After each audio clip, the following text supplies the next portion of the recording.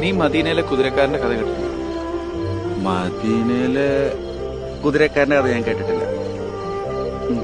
എന്നാ അങ്ങനെ ഒരു കഥയുണ്ട്. ഒരു ദിവസം മദീനയിലെ കുതിരക്കാരൻ അയാളുടെ കുതിരയായിട്ട് ദൂരദേശത്തേക്ക് യാത്ര പോകാൻ തിരിച്ചു. കുതിര അപ്പൊ ഈ ദേശം ലക്ഷ്യം വെച്ച് അങ്ങ് നടക്കുക. കുറെ ദൂരം നടന്നു കഴിഞ്ഞപ്പോ ഇവരൊരു കാട്ടിലെത്തി. കാട്ടിലൂടെ ഇവര് നടന്നുകൊണ്ടിരുന്നപ്പം പെട്ടെന്ന് നേരെ ഉരുട്ടി കഴിഞ്ഞപ്പോ കുതിരയ്ക്ക് പോകേണ്ട വഴി കാണാൻ പറ്റാതെ കുതിര ടെൻഷൻ അടിച്ച് അവിടെ നിന്ന്. എന്നിട്ട് കുതിരക്കാരോട് ചോദിച്ചു, അയ്യോ നമുക്ക് പോകേണ്ട വഴി കാണാൻ പറ്റുന്നില്ലോ, നമ്മൾ ഇനി എന്ത് ചെയ്യുന്നു? അപ്പൊ കുതിരക്കാരൻ തിരിച്ചു ചോദിച്ചു, നിനക്ക് നിന്റെ തൊട്ട് മുന്നിലെടുത്ത് വെക്കേണ്ട കാലടി കാണാൻ പറ്റുന്നുണ്ടോ? കുതിരയൊന്ന് മുന്നോട്ട് നോക്കിയിട്ട് പറഞ്ഞു, ആ അതെനിക്ക് കാണാൻ പറ്റുന്നുണ്ടോ.